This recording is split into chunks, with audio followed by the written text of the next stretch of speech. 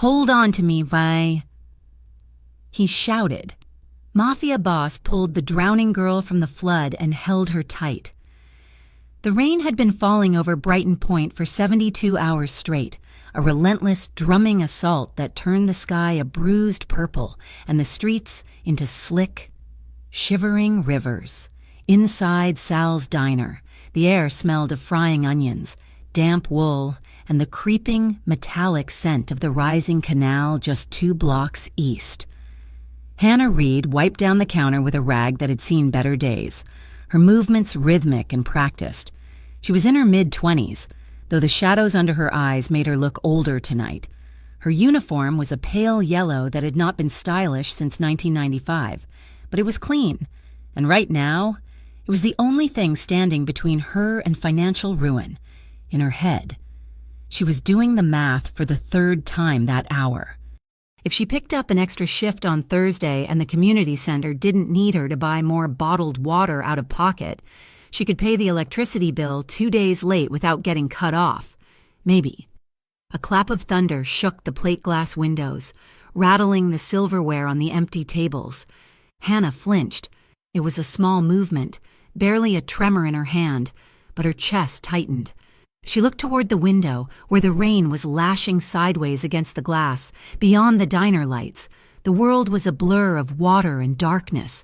She hated the water. It was not a dislike. It was a visceral, bone-deep terror that she kept locked away behind a cheerful smile and a strong work ethic. It had been 10 years since the boating accident that took her father. 10 years since she had felt the freezing grip of a lake pulling her down while he pushed her up toward the light. She had survived. He had not. Even now, the sound of water rushing through the gutters made her pulse jump.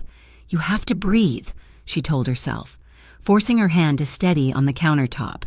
You have to finish this shift because people need help. She was scheduled to head to the Riverside Community Center immediately after work. The low-lying district was already flooding, and families were being evacuated to the gym.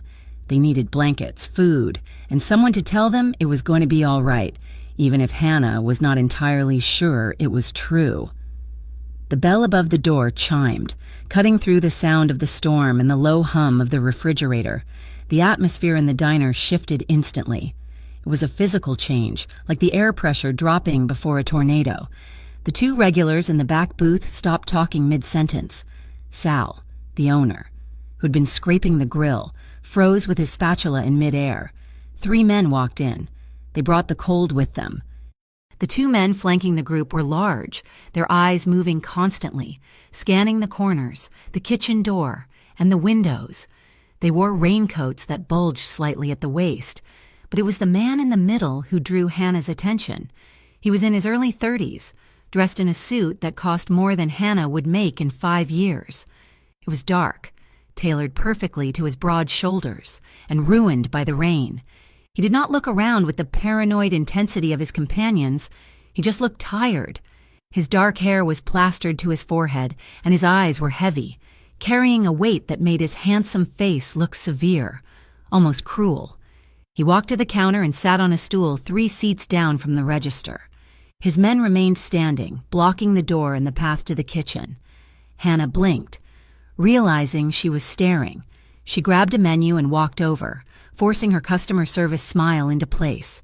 Coffee, she guessed. He looks like he hasn't slept in a week. Just coffee, please, the man said before she could speak. His voice was a low baritone, rough around the edges, like gravel wrapped in velvet, black. Coming right up, Hannah said. She turned to the coffee pot, feeling the eyes of the 2 standing men boring into her back. Her hands shook slightly as she poured the steaming liquid into a thick white mug. When she placed it in front of him, he didn't reach for it immediately. He was looking at his hands, which were resting on the laminate counter. They were large hands, scarred across the knuckles, but steady. "Thank you," he said softly. The politeness threw her. The customers who usually came in this late were drunk, rude, or both. She looked at him again, really looked at him. Under the expensive suit and the aura of danger that had silenced the room, he just seemed like a man carrying the world on his shoulders. "Do you want a menu?" Hannah asked. "The storm is supposed to get worse. You should probably eat something while you can." One of the standing men stepped forward, his hand moving toward his jacket. "Boss, we should keep moving. The South Levee is showing stress fractures." The man on the stool raised a single finger, and the bodyguard stopped instantly, stepping back into the shadows. "I will have the special," the seated man said to Hannah, ignoring his subordinate. "Whatever it is." "Meatloaf," Hannah said. "It is actually pretty good tonight. Sal put extra garlic in the mash. Sounds perfect." As she called the order back to Sal, she noticed the owner's face. Sal was pale, sweat beading on his upper lip. He was cooking faster than she had ever seen him move. "Mr. Vieri," Sal squeaked from the grill. "I will have that right out for you. On the house, please." The man, Vieri, did not turn around. He just took a sip of his coffee. "I pay for what I eat. Sal, you know that." Hannah paused. "Vieri." The name sounded familiar, something she had heard whispered in the neighborhood, usually accompanied by a nervous glance over the shoulder. She looked at the man again. He was eating the meatloaf Sal had practically thrown onto a plate, eating with the precise, mechanical motions of someone fueling a machine rather than enjoying a meal. The local news was playing on the small television mounted in the corner. A reporter in a yellow slicker was shouting over the wind, standing in front of a raging black river that used to be the serene canal running through the city's center. "Emergency alerts are in effect for all residents of Riverside," the reporter shouted. "The Army Corps of Engineers is warning that the old levees may not hold. If you are in the flood zone, get out now. Seek higher ground immediately." Hannah watched the screen, her stomach twisting. The community center was on higher ground, but barely. "Looks bad," Hannah said, leaning against the counter near Vieri's elbow. She did not know why she was talking to him. Maybe it was the silence in the rest of the diner that made her nervous. "My dad used to say the water always takes back what it wants eventually." Vieri stopped eating. He turned his head slowly to look at her. His eyes were dark, almost black, and for a second, she felt like a deer caught in the headlights of a semi-truck. There was violence in that gaze, a cold calculation that assessed her threat level in a heartbeat, but then it softened. "Your father was a wise man," Vieri said quietly. "The water has no conscience. It just takes—" He finished his meal in silence. When he stood up, the motion was fluid, like a predator uncoiling. He reached into his jacket pocket, and for a terrifying second, Hannah saw the leather holster strapped to his chest and the dark matte grip of a handgun. Her breath hitched. He pulled out a money clip thick with bills. He peeled off several notes and placed them on the counter. "For the food," he said. "And for the coffee," he placed another stack of bills next to the first. "And this is for everyone else in here. Tell them their meals are covered. They should go home. It is not going to be safe to be on the roads in an hour." Hannah stared at the money. It was hundreds of dollars, more than the diner made in 2 nights. "Sir, that is too much," she started. He looked at her one last time. His expression was unreadable, a mask of weary control. "Get to high ground," he said. "Don't wait." He turned and walked out into the storm, his bodyguards forming a phalanx around him as the door chimed again. "Who was that?" Hannah whispered, staring at the empty stool. Sal hurried over, scooping up the money with trembling hands. That, Hannah, was Luca Vieri, the head of the Vieri family, and if you are smart, you will forget you ever saw him. Hannah looked out the window. A black sedan was pulling away from the curb, its taillights dissolving into the red smear of the rain. 20 minutes later, Hannah was wrapping a scarf around her neck and shoving packs of bottled water into her canvas tote bag. "Hannah, do not be an idiot," Sal said, locking the register. "I will drive you home. My truck has 4-wheel drive. I am not going home, Sal," Hannah said, tightening her shoelaces. "I have to go to the community center. I promised Mrs. Gable I would help with the intake. There are elderly people there who cannot move their own cots. You cannot walk in this." Sal gestured to the window. The street was already ankle-deep in swirling brown water. Trash cans were floating by. "It is only 6 blocks," Hannah lied. "It was 8. I will stick to the high ridge on 4th Street. I will be fine." Sal looked at her. shaking his head. "You're stubborn. Hannah Reed, just like your father." Hannah smiled, though it felt brittle. "I will take that as a compliment. Go home to your wife, Sal. Be safe." She pushed out the door before he could argue further. The wind hit her like a physical blow. It screamed in her ears, tearing at her coat and stinging her cheeks with needles of rain. The temperature had dropped, and the water swirling around her boots was ice cold. Panic flared in her chest, the cold, dark sensation of the lake, but she forced it down. "Left foot, right foot," she muttered to herself.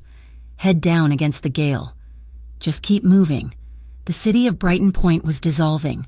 Streetlights flickered and died as she walked. The sound of the wind was deafening, a constant howling roar that drowned out her own thoughts. But as she turned onto 4th Street, approaching the bridge that spanned the main canal, she heard something else. It was a high-pitched, frantic sound. Hannah stopped, wiping water from her eyes. The canal was to her right, usually a 20-foot drop down a concrete embankment. Now, the water was churning violently just a few feet below the road level, a raging torrent of mud and debris. Barking. She heard it again. Sharp, terrified yelps. Hannah squinted through the gloom. About 30 feet away, a sedan had been abandoned near the guardrail. Half submerged where the drainage had failed, the water was rising around it rapidly. Perched on the roof of the car, shivering and slipping on the wet metal, was a small terrier. "No," Hannah whispered. "No, no, no." She looked around. The street was empty. No cars, no people. Just the storm and the rising water. The dog barked again, looking directly at her. Its eyes reflected the distant street lamp, wide with terror. Hannah took a step back. Her heart was hammering against her ribs like a trapped bird. The water was rising fast. If she went over there, she would be close to the canal. Too close. The memory of her father's hand slipping from hers flashed in her mind, vivid and terrible. "Walk away!" a voice in her head screamed. "You cannot save everyone." The dog slipped, scrambling frantically to regain its footing on the car roof. It whined, a pitiful, high sound that cut through the wind. "Damn it," Hannah hissed. She dropped her heavy tote bag on the sidewalk and moved toward the car. The water on the road was deeper here, rushing around her calves, heavy and strong. She grabbed the iron railing of the fence that separated the sidewalk from the drop-off. The metal was slick and cold. "It is okay," she called out, though the wind snatched her words away. "I am coming, buddy. Just stay there." She was 10 feet away. The water was at her knees now, tugging at her jeans, trying to pull her off balance.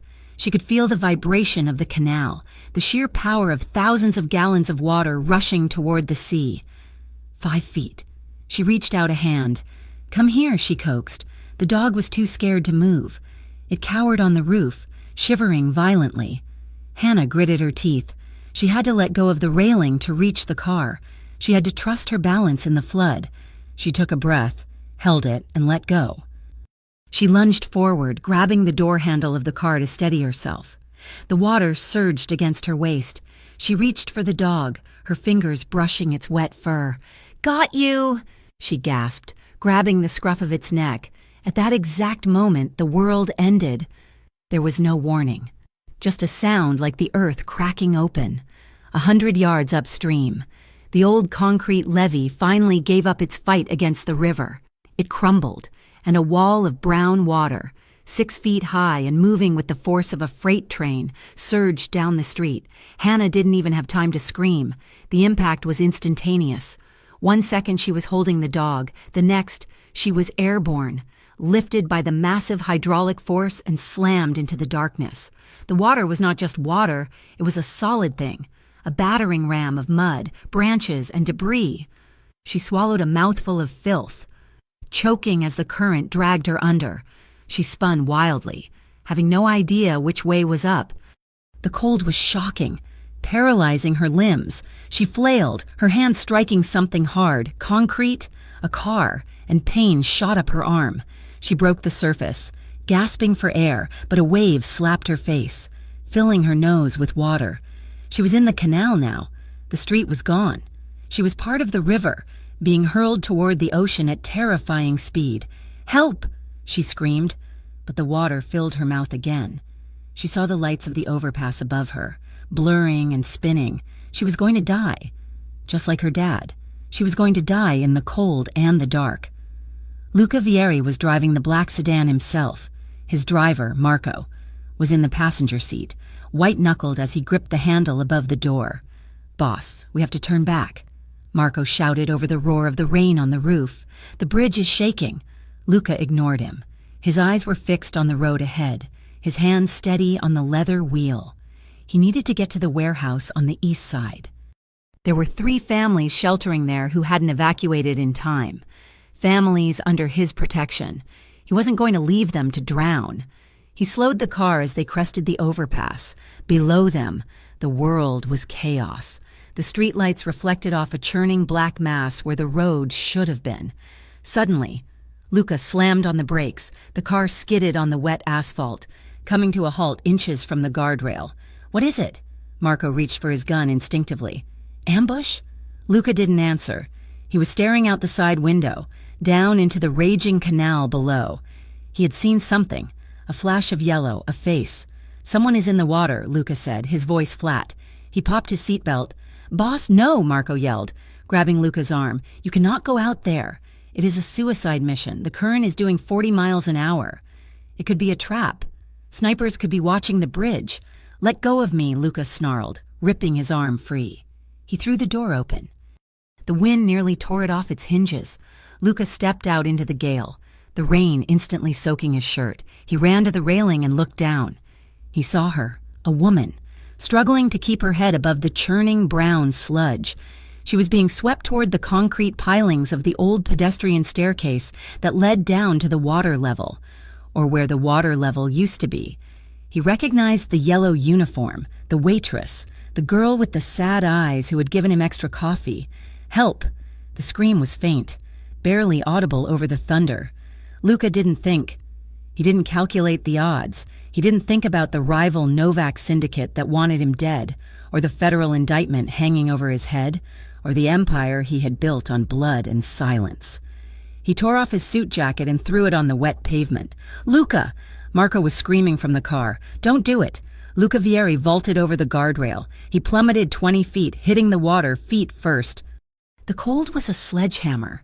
The current seized him instantly, tearing at his clothes, trying to drag him down into the silt.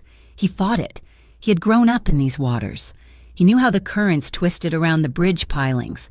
He kicked hard, surfacing and shaking the water from his eyes. He spotted the splash of yellow 5 yards ahead. She was going under, her movements slowing. She was drowning. Luca swam. He swam with a violence born of desperation, cutting through the debris-choked water. A tree branch slammed into his shoulder, bruising the muscle, but he didn't stop. He closed the distance. 3 yards. 2. He reached out, his hand closing around a slender wrist. The woman thrashed, panic-stricken, grabbing at him, trying to climb him like a ladder. It was the instinct of the drowning, dangerous and blind. "Hannah!"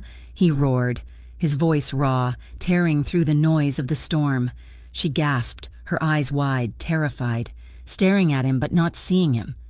"Hold on to me," he shouted, grabbing her waist with his other arm and pulling her body flush against his. "Do not fight me. Hold on to me." Something in his voice cut through her panic. She stopped thrashing, her arms wrapped around his neck, her fingernails digging into his shoulders through his wet shirt. She buried her face in his neck, sobbing for air. "Got you," Luca grunted. "I have got you!" The current slammed them sideways.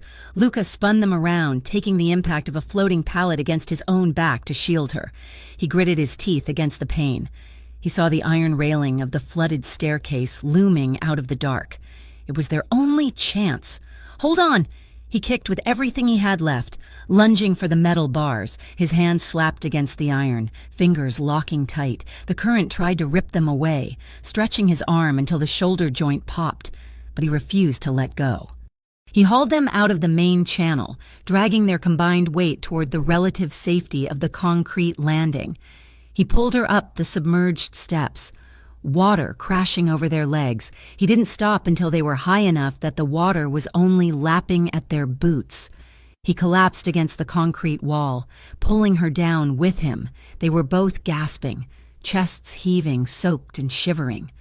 Luca looked down at the woman in his arms. Her hair was matted across her face, her yellow uniform ruined with mud. She was shaking violently, coughing up river water, but she was alive. He tightened his grip on her, pulling her closer against his chest, defying the storm to try and take her back. "You are okay," he rasped, brushing a wet strand of hair from her forehead. "You are okay." She looked up at him, her eyes struggling to focus. She blinked, and a single tear mixed with the rain on her cheek. "You," she whispered, her voice a broken croak. The man from the diner. Luca Vieri, the most feared man in Brighton Point, rested his chin on the top of her head and closed his eyes for a second. "Yeah," he breathed. "It is me. I have got you. Just breathe." The concrete landing under the overpass was cold and slick with slime, but to Hannah Reed, it felt like the most beautiful thing in the world simply because it was solid.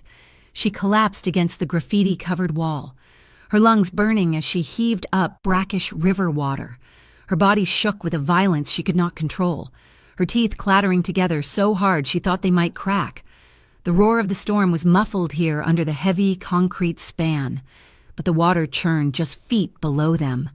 A black, hungry beast that had been cheated of its meal. Luca Vieri did not collapse. He was kneeling beside her instantly, his expensive suit ruined, the white dress shirt clinging to his torso like a second skin.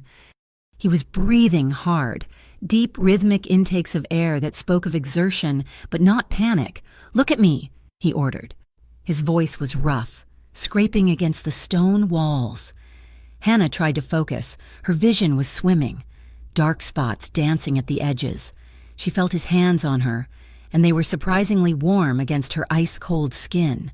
One of his hands pressed flat against her back, steadying her as she coughed, while the other moved to her face, brushing the wet, matted hair away from her eyes. "I am looking," she chattered, though her eyes kept sliding shut. "Stay with me," Luca said sharply. His hands were moving now, professional and efficient. He ran his fingers down her arms, checking for breaks, then pressed against her ribs. It was an invasive, intimate examination, his touch firm and commanding. Under any other circumstances, a stranger touching her like this would have made her recoil. But right now, his hands felt like the only things holding her together. When his fingers grazed a bruise forming on her shoulder, she hissed in pain. "Sorry," he murmured, though he did not stop. "Nothing feels broken. You are in shock." He leaned closer, his face inches from hers. Water dripped from his dark hair onto her nose. His eyes were scanning her face with a terrifying intensity, searching for pupil dilation, for signs of a concussion. The sheer force of his focus made heat rise in her cheeks, a sudden, confusing flush that battled against the freezing cold in her veins. "Who are you?" she whispered, her head lolling back against the wall. "Just breathe," he said. The darkness at the edges of her vision surged forward. The adrenaline that had fueled her struggle in the water evaporated, leaving nothing behind but exhaustion. She felt herself slipping, the concrete wall disappearing, the sound of the rain fading into a long, low hum. "Hannah." Luca's voice sounded far away. She let go. She came back to the sensation of tapping. It was rhythmic, gentle but persistent, against her cheek. "Hannah, open your eyes." She forced her eyelids apart. The world was blurry, a smear of gray concrete and flashing red lights. Luca was there. He was crouching over her, his face tight with a flicker of panic that vanished the moment he saw her eyes open. His thumb was resting against the curve of her jaw, right over her pulse point, as if he needed to feel the beat of her heart to reassure himself she was still there. "She is back," Luca said. Hannah realized he wasn't talking to her. A paramedic in a yellow slicker was jogging up the stairs, carrying a heavy orange bag. "I have got her." "Sir," the paramedic said, dropping to his knees. Luca hesitated. For a split second, his hand lingered on her jaw, his thumb brushing the soft skin beneath her ear. Then, slowly, reluctantly, he pulled back and stood up, giving the medic space. Hannah shivered as the warmth of his touch vanished. The medic was asking her questions. What was her name? What day was it? Did she have pain in her neck? But her eyes kept drifting past him, seeking out the dark figure standing near the edge of the landing. Luca stood with his back to the wind. His jacket was gone, lost to the river. His dress shirt was soaked through, turning translucent against his skin. For the first time, Hannah saw the ink, dark. Intricate tattoos covered his arms and curled up his chest, visible through the wet fabric. She couldn't make out the designs in the dim light, but they looked sharp, jagged and tribal. A long, pale scar ran down his left forearm, a jagged line that disrupted the artwork. He looked dangerous. There was no other word for it. Standing there in the gloom, water dripping from his clenched fists, he looked like a creature born of the storm itself. And yet, he was not leaving. The medic wrapped a thermal foil blanket around Hannah's shoulders and pressed an oxygen mask to her face. "Breathe deep. Honey," he said. "We're going to get you into the ambulance and warmed up." Hannah nodded, inhaling the pure, dry oxygen. She watched Luca. He was watching her. His gaze was unwavering, ignoring the chaos of the storm, ignoring the second ambulance pulling up on the overpass above. He was standing guard. A heavy set of footsteps clattered down the stairs. A police officer, his raincoat gleaming under the flashlight attached to his shoulder, descended to the landing. He shone his beam around, the light catching Luca's face. The officer froze. His hand dropped instinctively toward his belt. "Vieri," the cop said. The name was an accusation. "Officer Miller," Luca replied. His voice was calm, utterly void of the panic he had shown a moments ago. His posture shifted imperceptibly, his shoulders squaring. "We got a call about a jumper," Miller said, his eyes narrowing. "What are you doing down here, Luca?" "Swimming," Luca said dryly. "Don't play games with me." Miller stepped closer, invading Luca's personal space. Two other uniformed officers were appearing at the top of the stairs now, their hands resting on their holsters. The tension in the small, concrete space spiked. The air suddenly felt charged, sharper than the storm. "I saw a woman go into the water," Luca said, his tone bored, as if explaining something simple to a child. "I pulled her out. That is the beginning and the end of the story." Miller looked from Luca to Hannah, who was being helped onto a stretcher by the paramedics. The cop's face twisted in suspicion. "You expect me to believe you just happened to be passing by?" Miller asked. "With your reputation? I expect you to step out of the way so the EMTs can do their job," Luca said.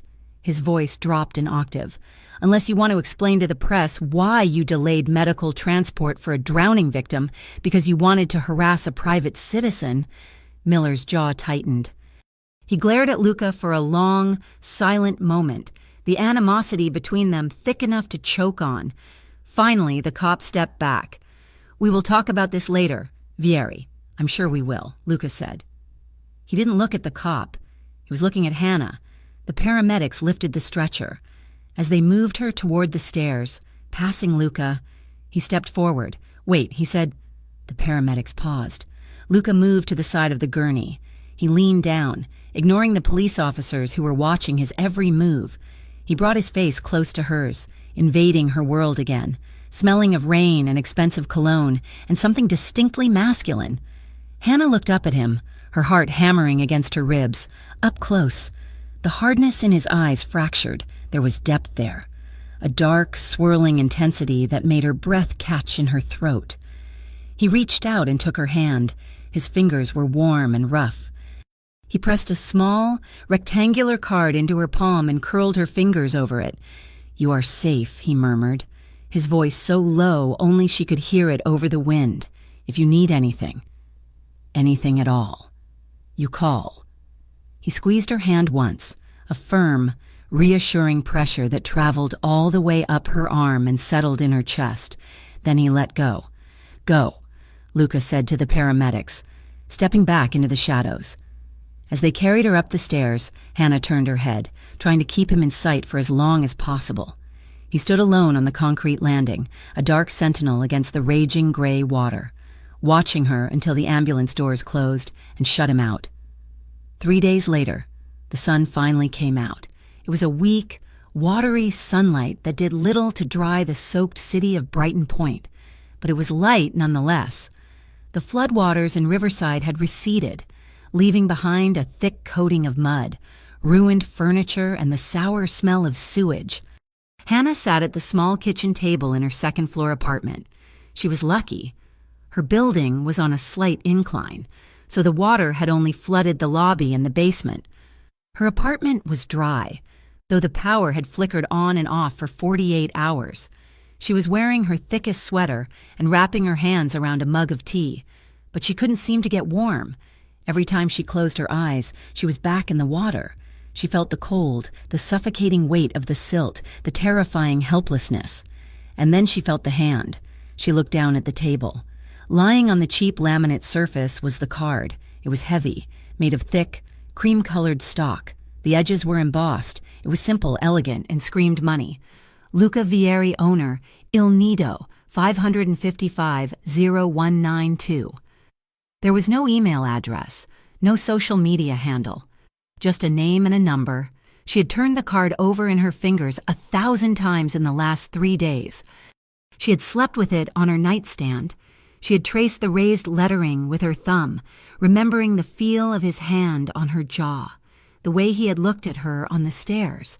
He was a criminal. The news said so. Sal at the diner had said so. The cop on the landing had treated him like a dangerous animal, but he had jumped. He had jumped into a raging flood to save a waitress he didn't know. He had shielded her body with his own when they slammed against the concrete. He had looked at her with a tenderness that didn't match the scars on his arms. "I have to thank him," she whispered to the empty room. It was a rationalization, and she knew it. She could just call the number. She could send a note. But the thought of never seeing him again, of leaving that moment on the stairwell as the end of the story, felt wrong.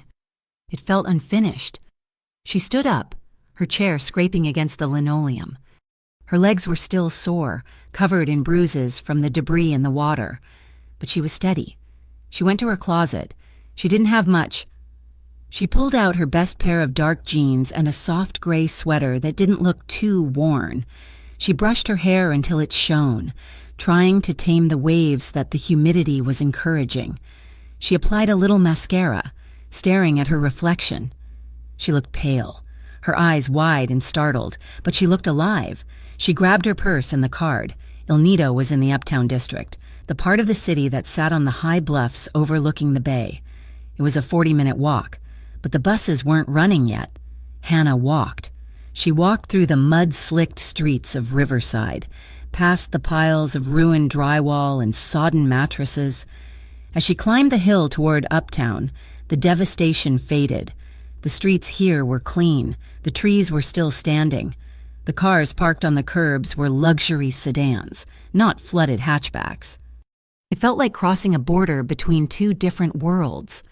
She found the restaurant on a quiet corner lined with oak trees. It was a beautiful building, old stone and ivy, with a discreet sign in gold lettering. Hannah took a deep breath, smoothed her sweater, and pushed open the heavy oak door. The inside was warm and smelled of garlic, roasting rosemary, and expensive wine. It was early evening, and the dining room was already half full. Men in suits and women in cocktail dresses sat at tables with white linen cloths. A hostess with perfect hair and a clipboard stood at the podium. She looked Hannah up and down, her gaze lingering on the worn sneakers Hannah hadn't been able to replace. "Can I help you?" the hostess asked, her tone suggesting that Hannah was definitely in the wrong place. "I am here to see Mr. Vieri," Hannah said. Her voice shook slightly, but she lifted her chin. The hostess raised an eyebrow. "Mr. Vieri is very busy. Do you have an appointment?" "No, but—" Hannah fumbled in her pocket and pulled out the card. "He gave me this. He told me to come." The hostess looked at the card, then back at Hannah, clearly skeptical. "Wait here." She walked away, heels clicking on the hardwood floor. Hannah stood by the door, feeling small and out of place. The waiters gliding by cast curious glances at her. She wrapped her arms around herself, suddenly wishing she hadn't come. This was stupid. He was a mafia boss. He probably gave cards to everyone he saved, like a politician kissing babies. Then the door at the back of the dining room opened. Luca walked out. He wasn't wearing a jacket today. He wore a black dress shirt with the sleeves rolled up to his elbows, revealing the strong, corded muscles of his forearms and the ink she had seen in the rain. His tie was loosened at the collar. He looked like he had been working, not sitting in an office. He looked annoyed as he strode toward the front, listening to the hostess whispering in his ear. But then he looked up. He saw her. The annoyance vanished instantly. He stopped moving. A spark lit in his dark eyes, surprise, followed immediately by something warmer, something that made Hannah's breath hitch. Luca said something to the hostess, a sharp dismissal that made the woman flinch and scurry away. Then he walked toward Hannah. He moved with a predator's grace, smooth and confident, and every head in the room seemed to turn slightly to watch him. "You came," he said when he reached her. His voice was just as deep as she remembered, a low rumble that vibrated in her chest. Yes, Hannah stammered. "I just wanted to say thank you. I didn't get a chance the other night." Luca didn't smile, but the lines around his eyes softened. He looked her over, a quick, assessing glance that checked for injuries without being lewd. "You are walking okay? No dizziness?" "I'm fine," she said. "Just bruises." "Good." He nodded, satisfied. "You are hungry?" "No, I didn't come for food. I just—" "You are hungry," Luca decided. He gestured to a man standing by the bar, a large man who looked more like a bouncer than a waiter. The man nodded and moved to clear a table in the far corner, away from the windows and the other guests. "Come," Luca said. He reached out and placed his hand on the small of her back. The contact was electric. Even through her sweater, she felt the heat of his palm. He guided her through the dining room, and Hannah noticed the way the room reacted. Conversation lulled as they passed. A waiter froze in place until Luca walked by. It was fear, yes, but it was also respect. He was the king of this castle, and he was escorting her. He pulled out her chair himself. "Sit." He sat across from her, leaning his elbows on the table. He waved a waiter over. "Carbonara," Luca ordered, "and a glass of the Nebbiolo. For me, water." He didn't ask her what she wanted. He just ordered, assuming control with an ease that was both arrogant and strangely comforting. "So, Hannah Reed," Luca said, clasping his hands in front of him. "You walked all the way up here from Riverside? How did you know I walked?" "Because the buses are down and you do not have a car," he said simply. "And you look flushed."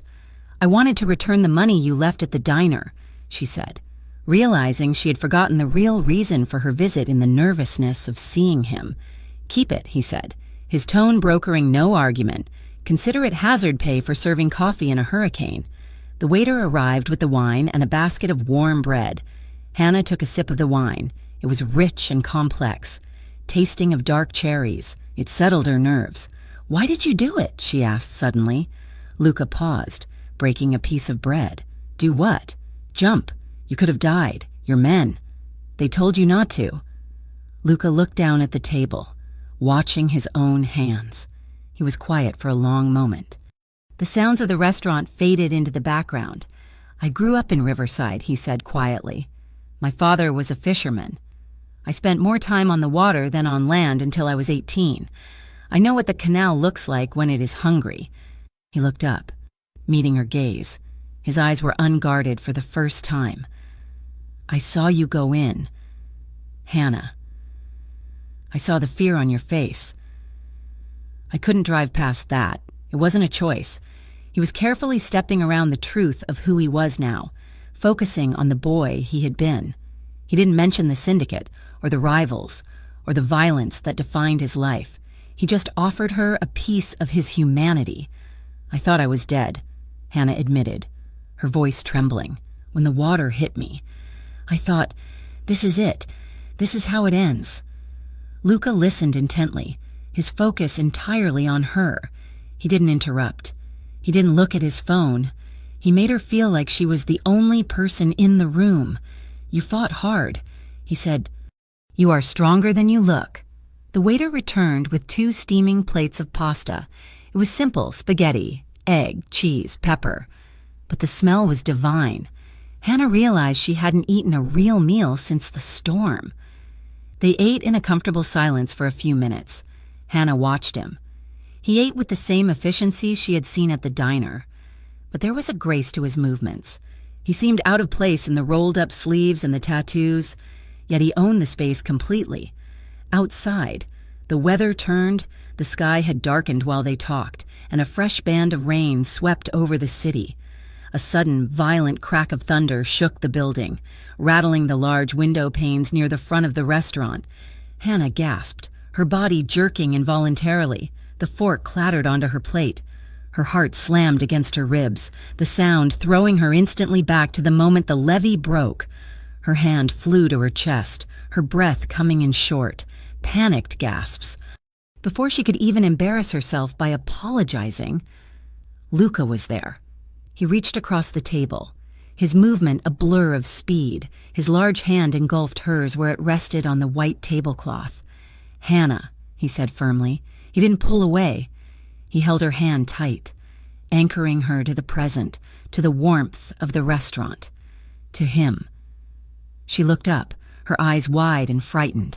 She met his gaze. He was staring at her with an intensity that burned. It wasn't just concern anymore.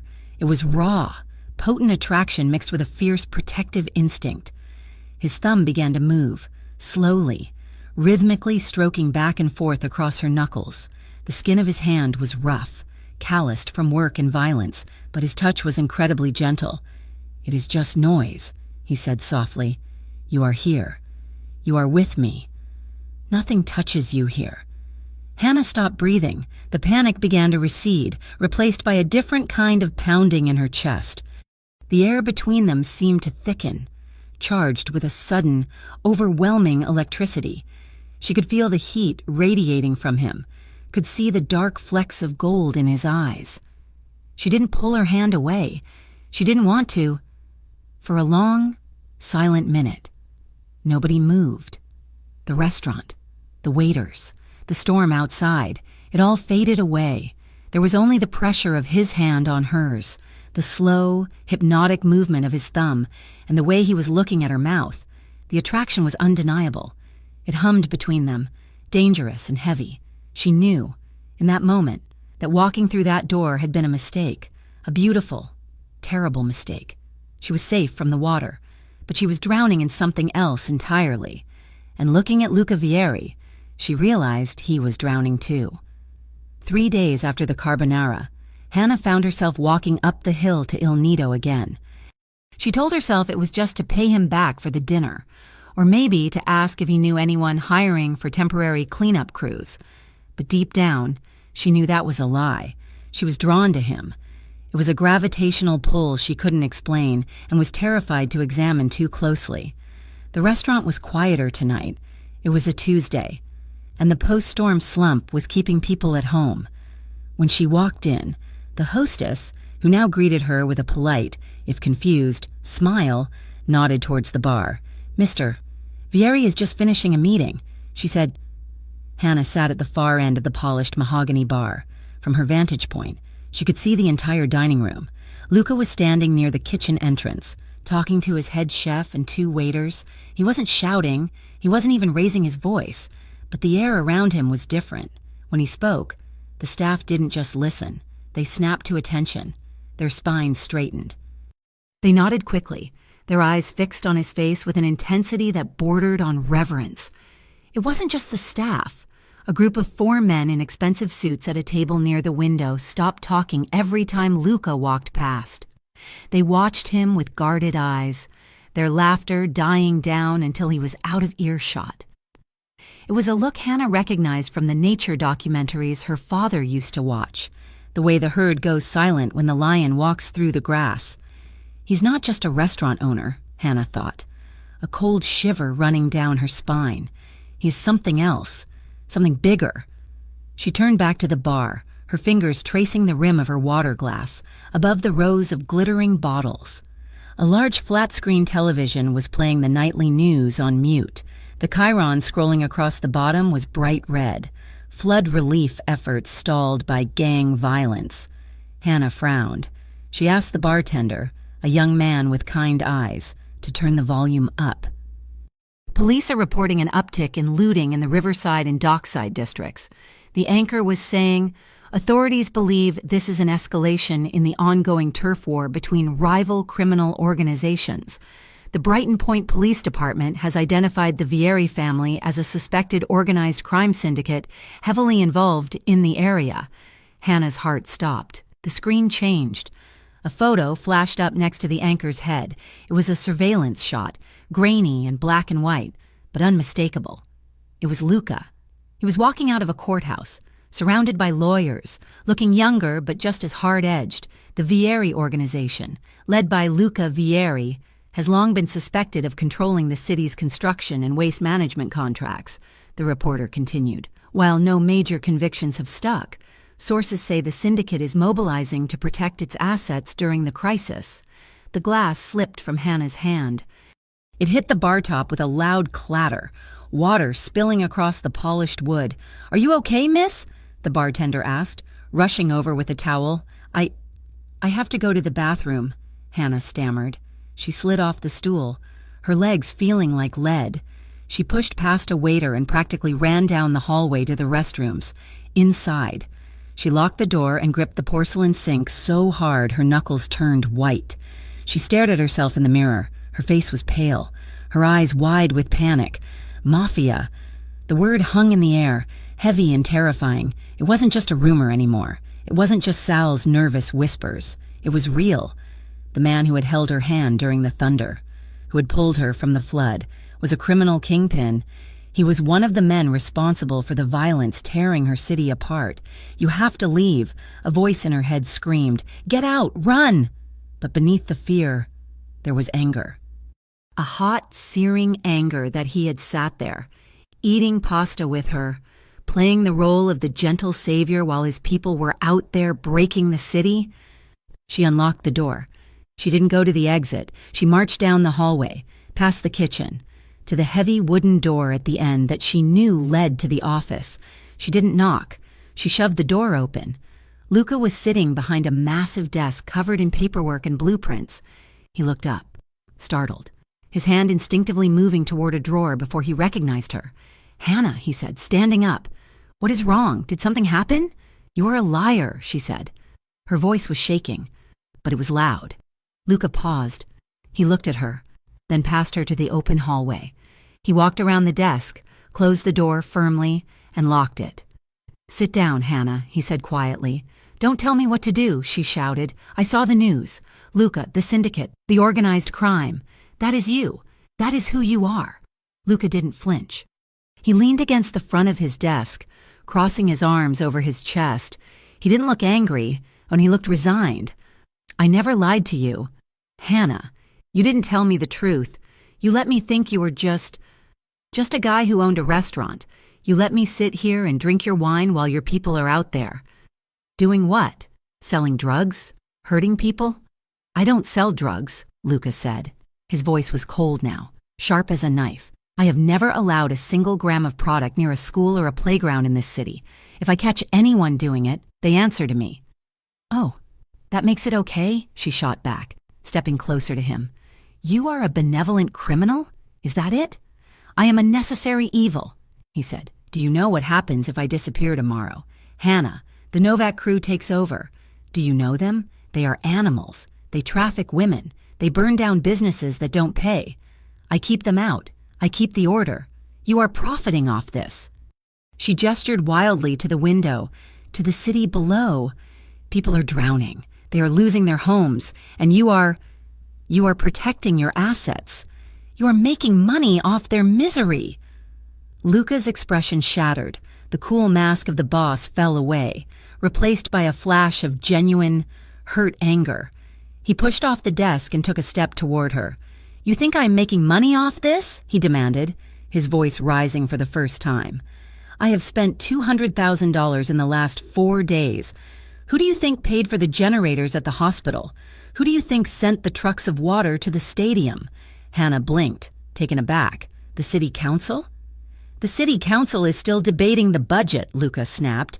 "The mayor is at his vacation home in Florida.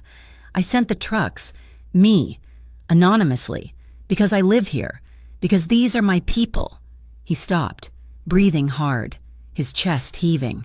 His eyes were burning with a mixture of shame and fierce conviction.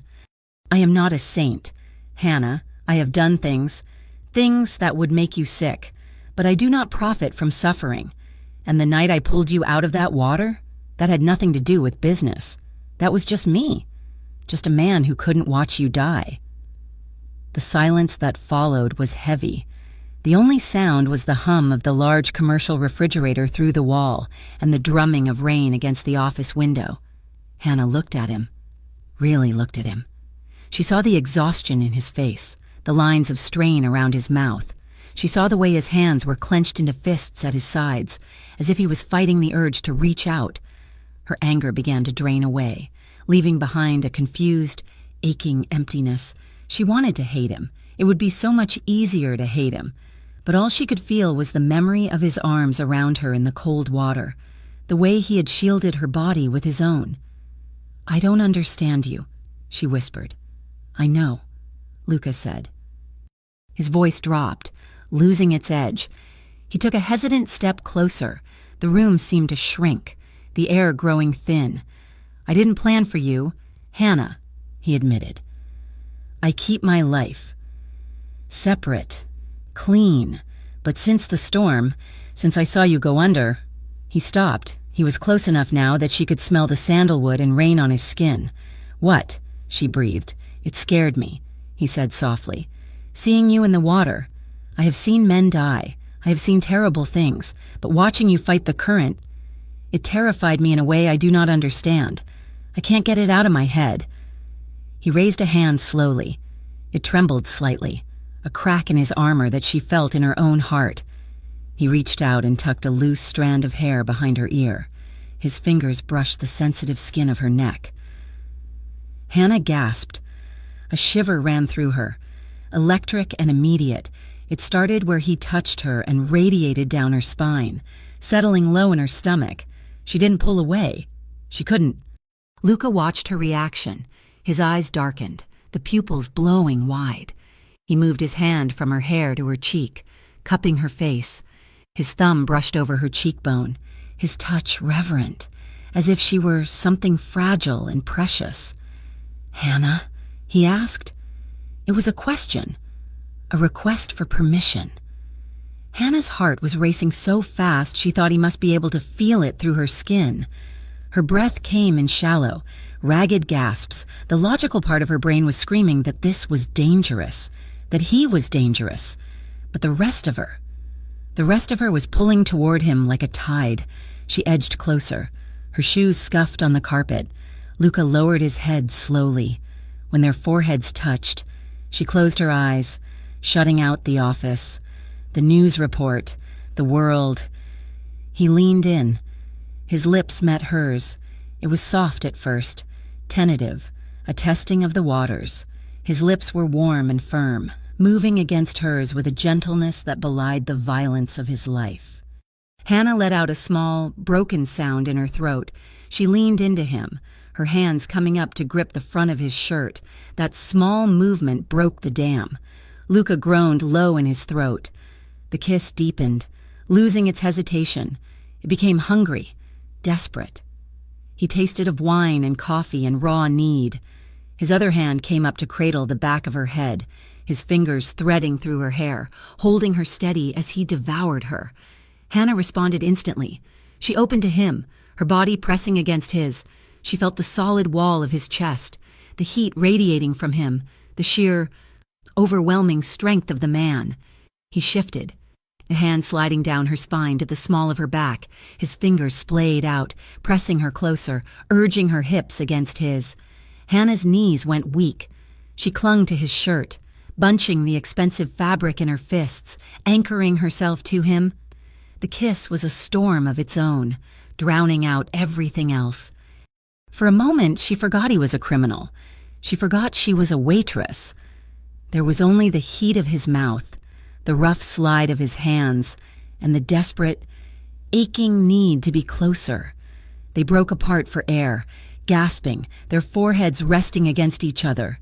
Hannah's lips were swollen, her face flushed. Luca's eyes were wild, black pools of desire that seemed to swallow her whole. "Hannah," he rasped, his voice wrecked, before she could answer, before she could decide if she wanted to run or stay. A sharp knock echoed through the room. "Boss, it's urgent." The sound was like a gunshot. They jolted apart. Hannah stumbled back, her hand flying to her mouth. Luca spun toward the door, his body instantly shifting from lover to fighter, his posture rigid, his hands curling into fists. The moment was shattered. The reality of his world came crashing back in. "Enter," Luca barked. The door flew open. A man Hannah hadn't seen before, short, stocky, with a scar running through his eyebrow, burst in. When he looked frantic, "Boss, the Novak crew hit the distribution center in Riverside. They are looting the supplies. And Marco—" Luca's face went stone cold. "What about Marco? They jumped him," the lieutenant said, glancing nervously at Hannah. "He's in the hospital. Bad shape. They left a message. They said Riverside belongs to them now." The temperature in the room dropped 20 degrees. Hannah watched as Luca changed. The vulnerability she had seen moments ago vanished. The passion in his eyes was replaced by a cold, lethal fury. "Get the car," Luca said. His voice was terrifyingly calm. "Call the boys. All of them." He turned to Hannah. "You need to go home," he said. Hannah stared at him, still reeling from the kiss, from the intrusion, from the violence in the lieutenant's words. "Luca, I mean it," he said. "It is not safe here. Not tonight." He walked over to his desk, opened a drawer, and pulled out a heavy black phone. He punched in a number. "Leo," he said into the phone. "Take a team to 4th Street, the apartment building on the corner. Yes, the yellow one. Sit on it. Nobody goes in or out unless they live there. If you see a Novak car within 2 blocks, burn it." He hung up. He looked at Hannah. "I am walking you home. I can walk myself," she whispered, fear creeping back in. "No, you can't," he said. "Not anymore." The walk back to Riverside was silent. The rain had started again, a miserable, steady drizzle. Luca held a large black umbrella over both of them. He walked on the street side, placing his body between her and the road. His car followed slowly a half-block behind, its headlights cutting through the fog. Every now and then, his arm brushed against hers. Every time it happened, Hannah felt a jolt of electricity, a reminder of what had happened in the office. But he didn't take her hand. He was in work mode now. His eyes were constantly moving, scanning the rooftops, the parked cars, the shadows in the alleyways. When they reached her building, he walked her all the way to the vestibule. "You have security here?" he asked, looking at the flimsy lock on the inner door. "It is just a buzz-in system," she said. Luca frowned. He reached into his pocket and pulled out a small notepad. He scribbled something on it. "Leo is outside," he said, tearing off the page. "He's in the gray van across the street. If you hear anything, if you see anything, you do not call the cops. You call me. If I don't answer, you call Leo. This is his number." He handed her the paper. Hannah took it. Her hand brushed his. "Luca," she said softly, "what are you going to do?" "I am going to handle it," he said. "That means violence, doesn't it?" Luca looked at her. He didn't lie. "They hurt my people. Hannah, they are stealing food from families who have lost everything. I cannot let that stand." He looked so tired. Behind the anger, she saw the weight of it all pressing down on him. "Be careful," she whispered. Something in his face softened. He stepped closer, crowding her against the glass door. For a second, she thought he was going to kiss her again. She wanted him to. God help her, she wanted him to. He raised a hand, hovering it near her cheek, but he didn't touch her. He pulled it back, curling his fingers into a fist. "Lock the door behind you." "Hannah," he said, his voice rough. He turned and walked away into the rain. Hannah watched him go. She watched him get into the waiting black car. She watched it drive away, disappearing into the dark. Wet streets of the city.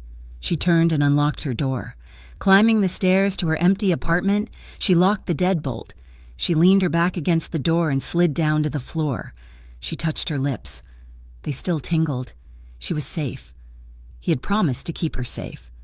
But as she listened to the rain drumming against the roof, Hannah knew that safety was an illusion. She had stepped into Luca Vieri's world, and she wasn't sure she could ever step back out. And the terrifying part was, she wasn't sure she wanted to. The cleanup at the Riverside Community Center had taken on a rhythm that was equal parts exhaustion and hope. For the last 5 days, Hannah Reed had thrown herself into the work with a fervor that bordered on obsession. She hauled bags of damp drywall out to the street, organized mountains of donated clothes, and poured endless cups of coffee for families whose homes were still drying out. It was hard work, the kind that made her muscles ache and her hands rough, but she welcomed it. The physical labor was a distraction. It kept her mind off the water level in the canal, which had finally returned to normal, and it tried and failed to keep her mind off Luca Vieri. It wasn't working.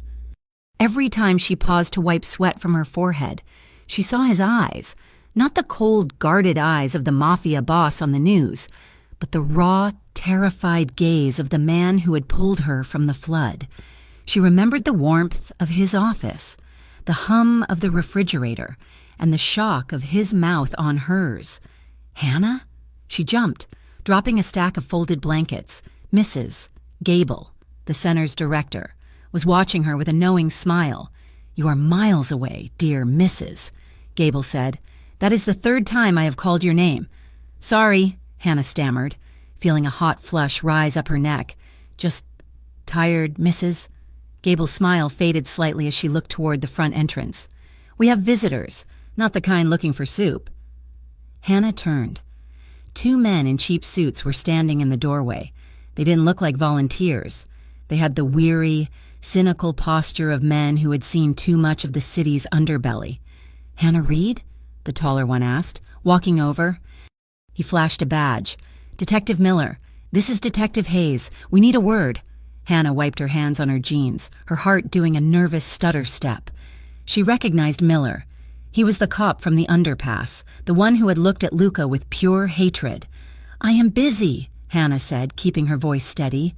"This won't take long," Miller said. He stepped closer, lowering his voice so the families nearby wouldn't hear. "We know you have been spending time with Luca Vieri. We know you were at Il Nido 2 nights ago. I went to pay a bill." Hannah lied. It felt thin even to her own ears. Miller sighed, a sound like a tire leaking air. "Listen to me. Miss Reed, you seem like a nice girl. You volunteer. You work hard. You have a clean record. Do not get mixed up with a man like Vieri. He saved my life," Hannah said defensively. "He's a predator." Hayes chimed in. "He's using you. Men like Luca. They collect people, especially pretty ones. And when they are done, or when things get messy, those people get hurt." Miller leaned in, his eyes hard. "We are building a RICO case. Hannah, it is going to stick this time. When Vieri goes down, he's going to take everyone close to him down with him. Don't be in the blast radius." They left her with a card and a lingering sense of dread.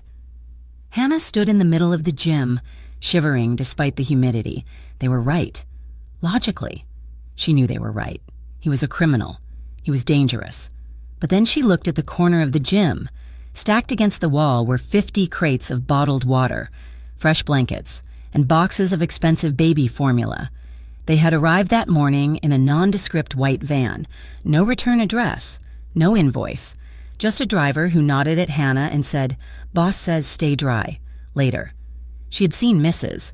Gable crying over a thick envelope of cash found slid under the office door, enough to keep the center open for another 6 months.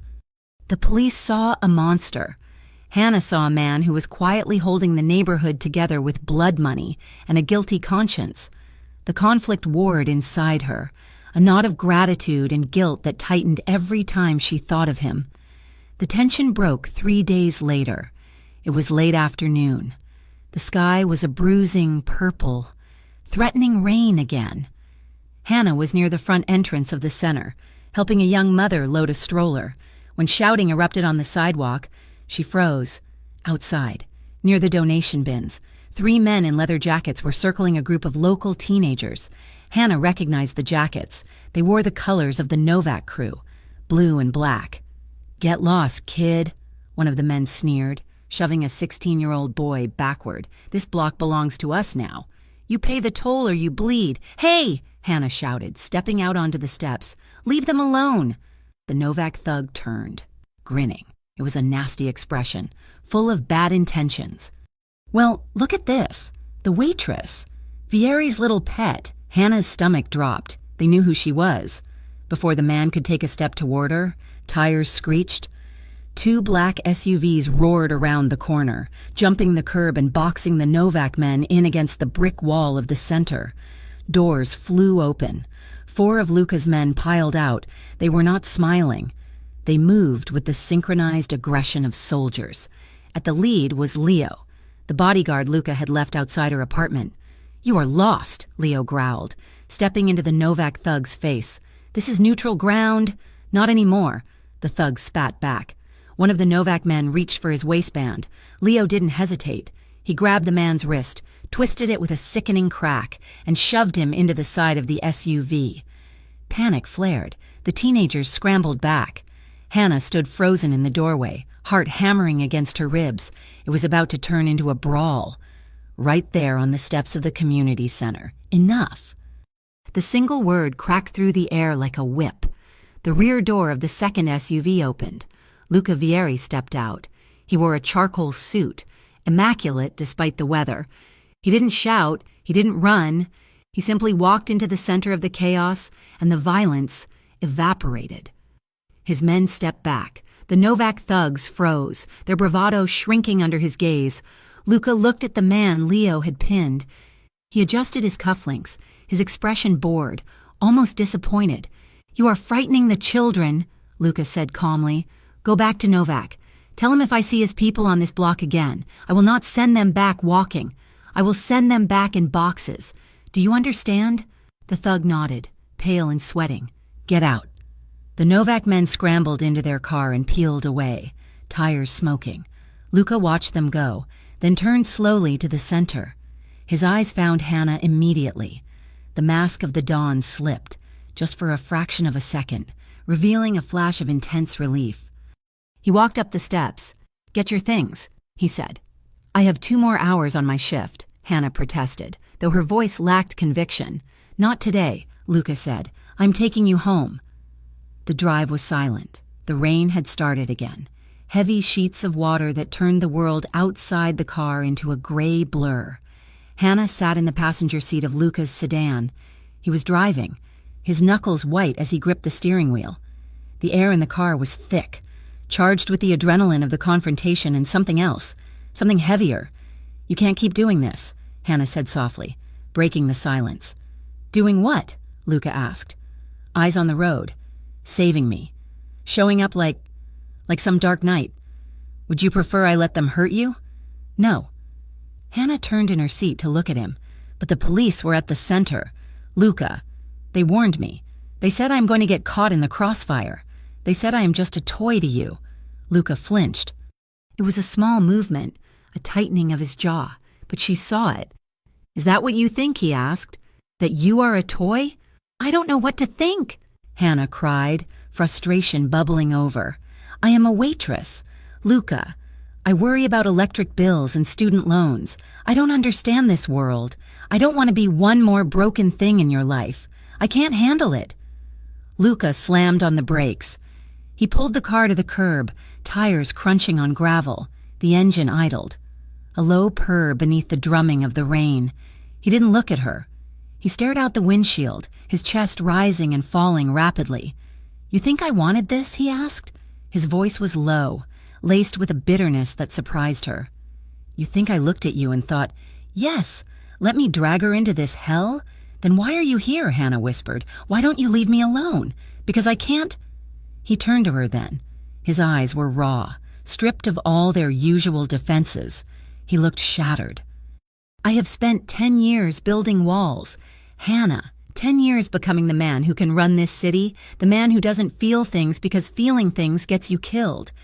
And then I pulled you out of the water." He let out a shaky breath, running a hand through his hair. "You are the first person in years who has made me look at my life and wish that I had chosen a different path. When I am around you, I don't feel like the boss. I just feel like a man who wants to be better." Hannah's heart ached. The vulnerability in his voice tore through her defenses. She saw the loneliness in him, vast and deep as the ocean. She shifted in her seat, unbuckling her seatbelt. She moved closer to the center console. Their knees brushed together. Luca watched her, his gaze dropping to her mouth, then back up to her eyes. He looked like a man starving, terrified to reach for the bread in front of him. She reached out. She lifted her hand and placed it gently on his cheek. His skin was warm, the faint stubble rough against her palm. He leaned into her touch instantly. He closed his eyes, exhaling a shuddering breath, as if her hand was the only anchor keeping him from drifting away. "Luca," she whispered. He opened his eyes. They were dark, dilated, burning with a hunger that made her toes curl. He reached for her hand, interlacing his fingers with hers. He squeezed tight, possessive and desperate. "Hannah," he warned, his voice rough, "if you touch me, I am not going to be able to stop." She didn't pull away. Instead, she leaned forward. "Don't stop." Luca moved. There was no hesitation this time, no tentative testing of the waters. He released the steering wheel and turned his body, reaching for her. His hand tangled in the hair at the nape of her neck, and he pulled her toward him. His mouth crashed onto hers. It was a kiss of desperation. It was hungry and deep, tasting of rain and suppressed longing. Hannah gasped, opening to him, and he took the invitation, his tongue sweeping into her mouth, claiming her. She made a small noise in her throat, her fingers curling into the collar of his jacket, pulling him closer. The center console dug into her hip, but she didn't care. She needed to be closer. Luca groaned, a low, animal sound. He hooked his arm around her waist and hauled her bodily over the console. She scrambled, half climbing into his lap, careless of the gear shift, his arms wrapped around her, crushing her against his chest. He felt solid, immutable, like a rock in the middle of a storm. Hannah buried her hands in his hair, gripping tight, kissing him back with a ferocity that matched his own. The rain hammered against the roof, enclosing them in a small, dark world. There was no Mafia, no flood, no police. Just the heat of his body, the rough slide of his hands on her back, the overwhelming scent of him filling her senses. He broke the kiss, burying his face in the crook of her neck. He inhaled deeply, his breath hot on her skin. His hand splayed wide over her back, pressing her down against him, feeling the rapid rise and fall of her chest. "Hannah," he murmured against her skin. "Hannah." She pulled back slightly, framing his face with her hands. Her lips were swollen, her eyes bright with unshed tears. "I am scared. Luca," she whispered, "not of you, never of you, but of this, of what it means to be with you." Luca looked at her. He brought his hands up to cover hers, holding them against his face. His expression was fierce, a vow etched in stone. "I know," he rasped. "I know, but listen to me." He leaned his forehead against hers. "I will never let anything happen to you. Do you hear me? I would burn this whole city to the ground before I let anyone touch a hair on your head. I would dismantle my empire brick by brick if it meant keeping you safe." The intensity of his promise shook her. It was terrifying and beautiful. "I believe you," she said. He kissed her again, softer this time, a seal on the promise. "I have to get you home," he said reluctantly, though he didn't let go, "before things get worse." Things got worse 3 hours later. Hannah was in her apartment, pacing the living room. She couldn't settle. Her body was still humming from the encounter in the car. Every time she closed her eyes, she felt Luca's hands on her. Her phone rang. It was a number she didn't recognize, but she knew instantly who it was. "Luca?" she answered. "Hannah." His voice was different. It wasn't the warm, rough voice from the car. It was tight, strained, vibrating with controlled panic. "Are you home?" he demanded. "Is the door locked?" "Yes, I am home. What is wrong?" In the background, she heard shouting, glass crunching, sirens wailing in the distance. "They hit the restaurant," Luca said. "A drive-by. 5 minutes ago." Hannah gasped, her hand flying to her mouth. "Oh my God!" "Are you okay?" "I'm fine," he said quickly. "Nobody was hit, just glass. Just a message." Hannah's knees gave out. She sank onto the sofa. "The restaurant. Il Nido." The place where they had eaten pasta, where he had held her hand, if he had been standing near the window, if he had been leaving. The terror that washed over her wasn't for herself. It wasn't about the police warning or the danger of being associated with him. It was a cold, paralyzing fear that he could be hurt, that the warm, solid body she had held in the car could be broken. "Luca," she breathed, "you could have been killed. I am not that easy to kill," he said, but his voice cracked. "Hannah, listen to me. Leo is coming up to your door right now. Do not open it for anyone else. I am sending a car. A car. Why? Because my house is a fortress. And your apartment has a glass door." He snapped. "I am not taking chances. Not tonight." 40 minutes later, Hannah was walking down a hallway in the back of Il Nido. The restaurant was a disaster zone. Police tape crisscrossed the entrance. The beautiful front window was a jagged maw of broken glass. Inside, staff were sweeping up debris, their faces pale. Luca's men had brought her in through the back delivery entrance. They were heavily armed now, open carry. The air smelled of ozone and aggression. She reached the office door. It was slightly ajar. Inside, the room was crowded. 6 men stood around Luca's desk. Hannah recognized the lieutenant from before. The mood was grim, heavy with the promise of violence. Luca stood behind the desk. He had shed his jacket. His tie was gone. He looked lethal. "Novak has crossed the line," Luca was saying. His voice was low, but it carried a weight that made the men shift uncomfortably. "He hit my home. He endangered my staff. He thinks we are weak because we are helping with the flood relief." He placed both hands on the desk, leaning forward. "We are done playing defense. Tonight, we go on the offense. I want every Novak safe house in the city turned over. I want their accounts frozen. I want them to bleed." He paused, looking at each of his men in turn. "And understand this. There is a new standing order." Hannah held her breath. Standing in the shadows of the hallway. "Hannah Reed is off limits," Luca said. "She is under the family's protection. Level 1. If Novak even looks at her, if anyone goes near her, you do not wait for my order. You end them." The men nodded in unison. "Understood, boss." Hannah leaned against the wall, her heart pounding a frantic rhythm against her ribs. She heard her name spoken in that room, woven into the declaration of war. She realized then that there was no going back. The detectives had been right about the danger, but they had been wrong about one thing. She wasn't a toy. She was the weakness of the most dangerous man in the city. And as she listened to him plan the destruction of his enemies to keep her safe, she realized that she was now the center of the storm. The phone call came at 2 a.m. Hannah Reed was awake, sitting on her living room floor surrounded by boxes of donated canned goods she had brought home to organize.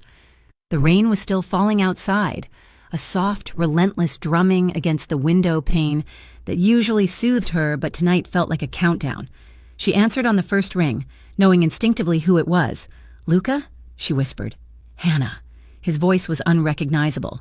Gone was the warm, rough timbre that had promised to burn the city down for her. In its place was a flat, metallic coldness, devoid of any emotion. "Listen to me closely," he said. "I am pulling the detail from your building. Leo is leaving." "What?" Hannah scrambled to her knees, gripping the phone. "Why? Is it over? Did you stop them?" "It is over," Luca said, "but not the way you think. I am done. Hannah. I cannot have you around anymore. You are a distraction.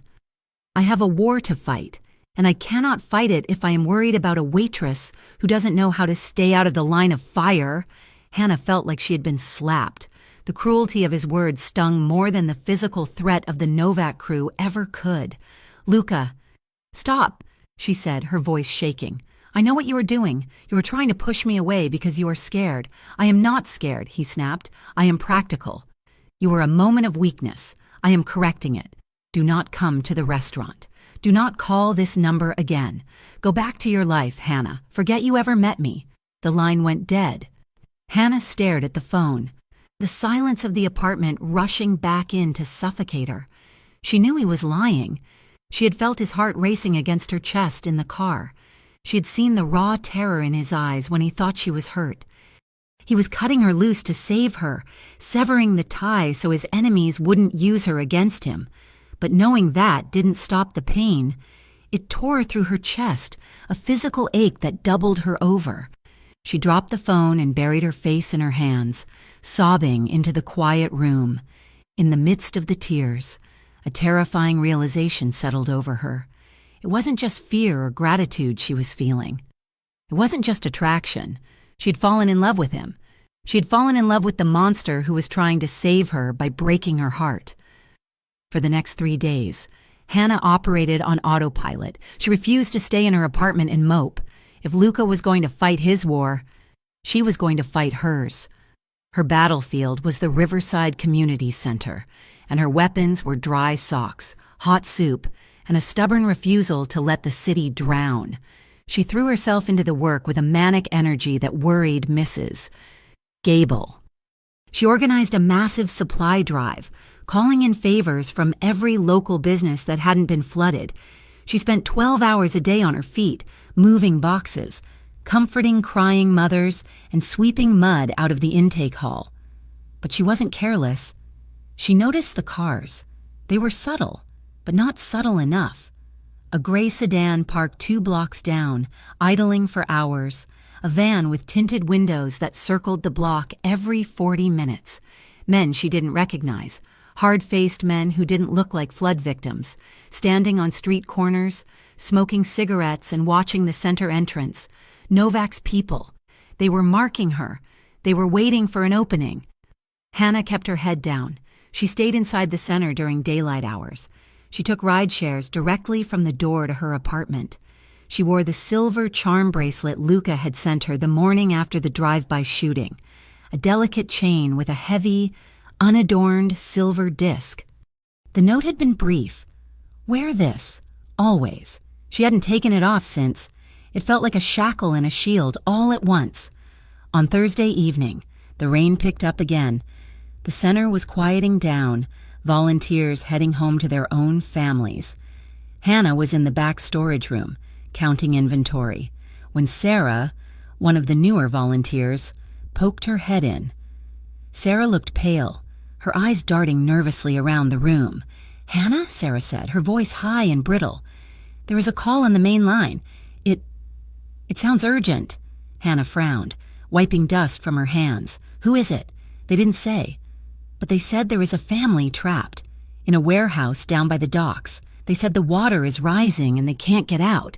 They asked for you specifically. They said you helped them during the first storm. The blood drained from Hannah's face. Trapped. Rising water. The words triggered a visceral reaction. Instantly, she was back in the canal, the cold water filling her nose, the darkness closing in. Her hands started to tremble.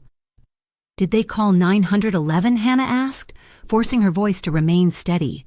"They said the lines are jammed," Sarah said, wringing her hands. "They said the water is coming in fast. Hannah, they sounded terrified. There are kids." "Kids?" Hannah looked at the clock. 7 p.m. It was dark outside. "Tell them to hang on," Hannah said, grabbing her coat.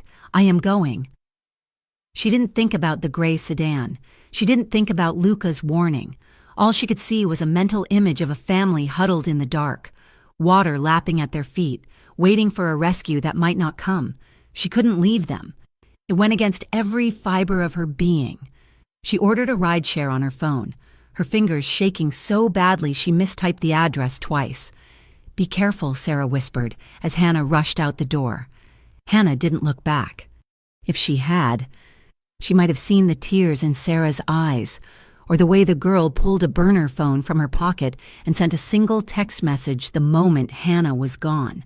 The rideshare driver dropped her off at the entrance to the dockyards. "I cannot go in there." "Miss," the driver said, eyeing the rusted gates and the shadows stretching between the shipping containers. "It is private property, and it looks flooded." "It is fine," Hannah said, stepping out into the drizzle. "I will walk from here." The car sped away, taillights vanishing into the mist. Hannah stood alone in the silence of the docks. The smell hit her first, a thick, cloying scent of rot, diesel, and old river water. It was the smell of the storm. She checked her phone. The address Sarah had written down was for Warehouse 4B. It was a massive, hulking structure at the end of the pier, its corrugated metal sides groaning in the wind. "Hello?" Hannah called out, her voice small in the vast, empty space. She walked toward the warehouse. The ground was slick with mud. Puddles of standing water reflected the amber glow of the distant streetlights. "Is anyone there?" Silence. She reached the side door of the warehouse. It was unlocked. Swinging slightly in the wind, she pushed it open and stepped inside. It was pitch black. The air was damp and cold, heavy with the sound of dripping water. "Hello?" Hannah shouted. "I am from the community center. Can you hear me?" She took a few steps forward, turning on her phone's flashlight. The beam cut through the dusty air, illuminating towering stacks of crates and empty pallets. There was no family. There were no crying children. There was only the sound of a metal door sliding shut behind her. The loud, grinding clang echoed through the warehouse like a thunderclap. Hannah spun around. 3 men stepped out of the shadows. They wore dark clothes and balaclavas. They moved with a predatory silence that made Hannah's blood run cold. "You," one of them said. His voice was muffled by the mask, but she heard the sneer in it. "You are the waitress." Hannah backed away, her heart hammering against her ribs like a trapped bird. No, you have the wrong person. I am here for a family." "There is no family, sweetheart," the man said, stepping closer. "Just us." Hannah turned to run. She sprinted toward the far end of the warehouse, aiming for a gap between the crates. She didn't make it 10 feet. A 4th man lunged from behind a stack of pallets. He tackled her, his heavy arm slamming across her chest. Hannah screamed, a raw, terrified sound that was cut short as she hit the concrete floor hard. The impact knocked the wind out of her. Her phone skittered away, the flashlight spinning wildly before coming to rest face down. "Get off me," she gasped, thrashing and kicking. Strong hands grabbed her arms, wrenching them behind her back. She felt the bite of plastic zip ties digging into her wrists. "Stop fighting!" A voice growled in her ear. "Or we put you to sleep right now." Hannah struggled, panic overriding reason. She tried to bite the hand clamping down on her shoulder. The man cursed and backhanded her. The blow was sharp and stinging, tasting of copper in her mouth. "Bag her," someone ordered. A rough fabric hood was shoved over her head. The world went dark. The smell of mildew and sweat filled her nose, suffocating her. Hannah was hauled to her feet. She was dragged, stumbling and blind, deeper into the warehouse. She could hear the sound of water getting louder, a sloshing, churning noise that made her knees weak. "Please," she begged, her voice muffled by the hood. "Please, you don't have to do this." "Shut up," the voice said. "Novak wants to hear you scream later. Save your breath." Luca Vieri was in the middle of a war council when his world ended. He was standing in the safe room of his penthouse, a map of the city spread out on the table. Leo and 3 other lieutenants were listening as Luca outlined the next phase of their strike against the Novak supply lines. His phone buzzed. He ignored it. It buzzed again and again, a specific pattern. Luca froze. That was the emergency line, the one only 3 people had. He picked it up. "Speak. It is Tony," the voice on the other end said. He sounded breathless. "I am at the community center, watching the girl, like you said, even though you pulled the detail." Luca's hand tightened on the phone. "What about her?" "She left. Boss. About 40 minutes ago. She looked panicked. Got in a rideshare.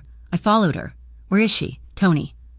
Luca's voice was dangerously quiet. "The docks," Tony said, "Pier 4. She went into the old textile warehouse." "Boss." "I saw Novak's van parked around the back." The phone shattered in Luca's hand. He didn't mean to do it. His grip just convulsed, cracking the screen and crushing the casing. He threw the broken device against the wall. "Leo!" Luca roared. The room went dead silent. His men had seen Luca angry. They had seen him violent. They had never seen him like this. His face was drained of color, his eyes wide and black, consumed by a terrifying, cold fire. "They have her," Luca said. The words came out like shards of glass. "Novak has Hannah." A collective intake of breath went through the room. They knew what this meant. This wasn't business anymore. This was an apocalypse. Get the cars, Luca ordered. He walked to the gun safe on the wall and punched in the code. He pulled out a heavy assault rifle and a combat knife. Call everyone. Every soldier, every earner, every associate. He turned to his men. He looked like death walking. There is no truce tonight, Luca said. No mercy. We kill them all. If she has a scratch on her, I will peel the skin from Novak's bones myself. Boss, Leo said, his voice steady despite the fear in his eyes. The docks are a maze. We don't know which building. I know. Luca cut him off. He reached into his pocket and pulled out a small tablet. He turned it on. A single red dot was pulsing on the map. She is wearing the bracelet, Luca whispered, a flicker of agony crossing his face. I tracked her heart. Now I am going to track her fear. The hood was ripped off. Hannah gasped, sucking in cold, damp air. She blinked, her eyes adjusting to the gloom. She was in the basement of the warehouse. It was a cavernous, concrete space filled with rusted machinery and rotting wooden pillars. But the most terrifying thing was the floor. It was underwater. Floodwater was seeping in through cracks in the foundation, bubbling up like black oil. It was already covering her shoes. Icy and foul, she was tied to a vertical metal beam. Her hands were bound behind the pillar, the zip ties biting into her skin. She pulled against them, but they held fast. Comfortable? Hannah looked up. Standing on a raised concrete platform a few feet away was a man.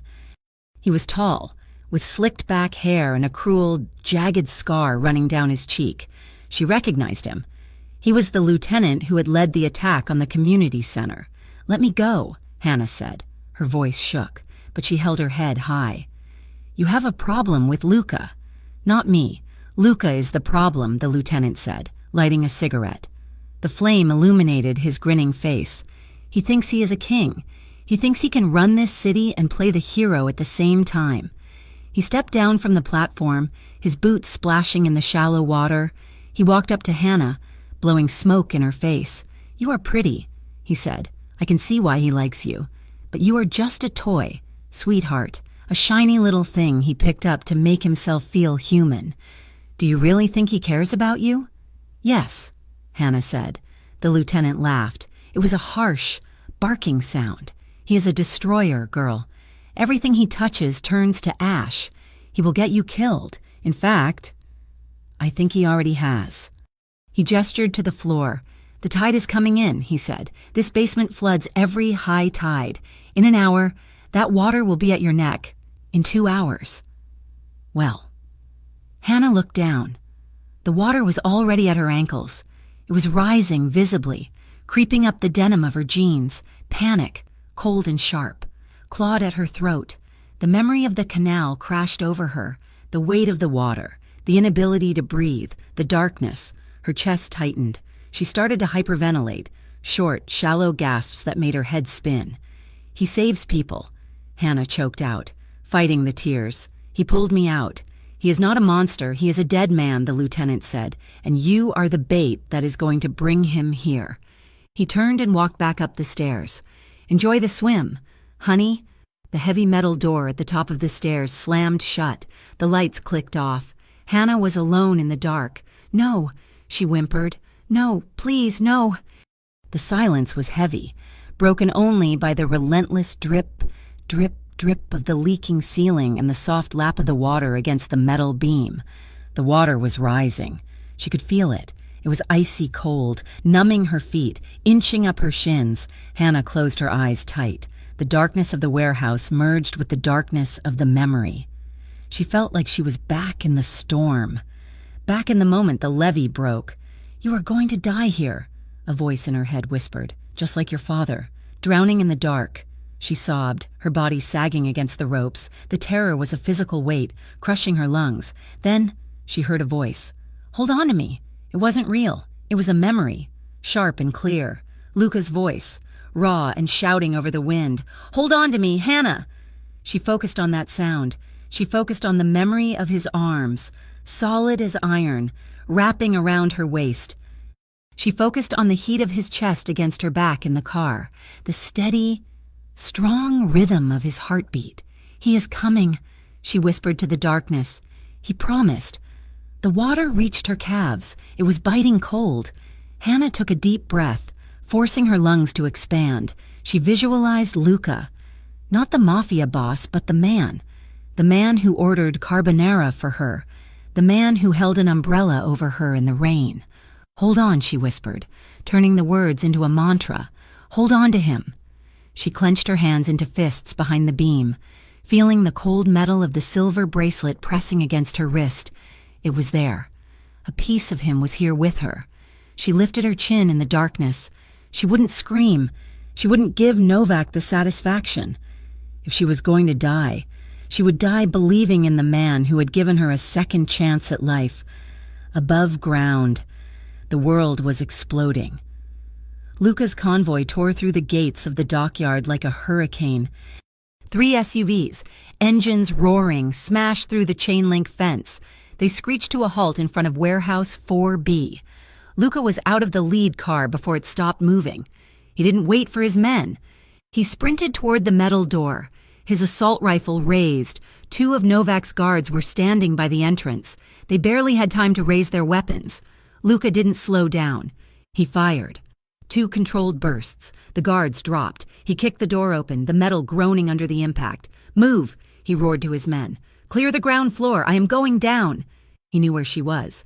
The red dot on his tablet was stationary, deep below the main structure. Gunfire erupted around him as Novak's men inside the warehouse opened up. Bullets sparked off the machinery.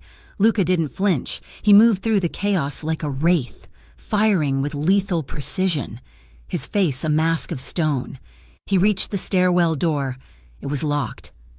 Luca stepped back and fired into the lock mechanism until it shattered. He kicked the door open. A wave of damp, rotting air hit him. "Hannah!" he shouted into the black abyss of the stairwell. There was no answer, just the sound of water. Luca ran down the stairs, taking them 3 at a time. He pulled a heavy flashlight from his belt and clicked it on. The beam cut through the darkness. He saw the water first, black, oily, churning. Then he saw her. Hannah was slumped against a pillar in the center of the flooded basement. The water was up to her knees now. Her head was bowed, her hair hanging in wet curtains around her face. "Hannah!" Her head snapped up. She blinked in the sudden light. "Luca?" she croaked. Her voice was weak, trembling. "I am here," Luca shouted, splashing into the water. He waded toward her, ignoring the filth, ignoring the cold. "I am here. Hannah." He reached her. He dropped his rifle into the water. He didn't care, and pulled a knife from his belt. He grabbed her face with his free hand, tilting her head back. "Are you hurt?" he demanded, his eyes scanning her frantically. "Did they touch you?" "No," she sobbed, collapsing against him as he cut the zip ties. "I knew you would come. I knew it." Luca freed her hands. She fell forward into his arms, burying her face in his neck. He wrapped his arms around her, squeezing her so tight he thought he might crush her ribs. "I have you," he whispered into her hair, his voice breaking. "I have you." A gunshot rang out from the top of the stairs. A bullet splashed into the water inches from Luca's leg. He spun around, shielding Hannah with his body. Novak was standing on the landing above, a silhouette backlit by the work lights from the upper floor. He was holding a pistol. "So romantic," Novak sneered. Luca's hand moved to his belt for his sidearm, but he stopped. Novak had the high ground. If Luca moved, Novak would fire, and Hannah was right in the line of fire. "Let her go." "Novak," Luca said, his voice deadly calm. "This is between us. It ends tonight, Vieri," Novak said, raising the gun. Luca looked at Hannah. Her eyes were wide, terrified. "Hold on to me," he whispered in her ear. Novak fired. Luca threw himself backward, dragging Hannah with him into the deep water behind the pillar just as the bullets sparked off the metal beam where her head had been a second ago. They were in the water now, trapped, Novak above them, the flood rising. And Luca Vieri realized with a chilling clarity that the only way to get Hannah out of this alive was to do the one thing he had promised never to do again. He had to become the monster she was afraid of. "Stay down," he ordered her, pressing her into the shadows behind the concrete column.